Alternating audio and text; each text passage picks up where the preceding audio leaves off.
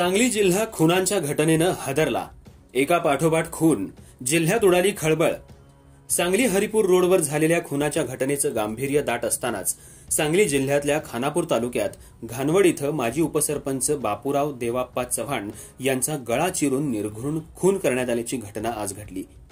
गार्डी नेवरी रस्त्यावर दिवसा ढवळ्या हा थरारक प्रसंग घडल्यानं सर्वत्र खळबळ उडाली आहे। बापूराव देवाप्पा चव्हाण हे घानवड गावचे माजी उपसरपंच आहेत।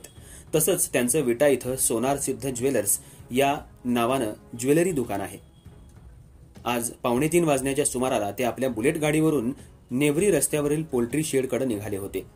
गार्डी गावालगत असलेल्या या रस्त्यावर त्यांचा अज्ञातानं गळा चिरून खून केला। ही घटना रस्त्यावरून येणाऱ्यांनी पाहिली असता याबाबतची माहिती विटा पोलिसांना देण्यात आली। तात्काळ पोलीस पथक या ठिकाणी दाखल झालं।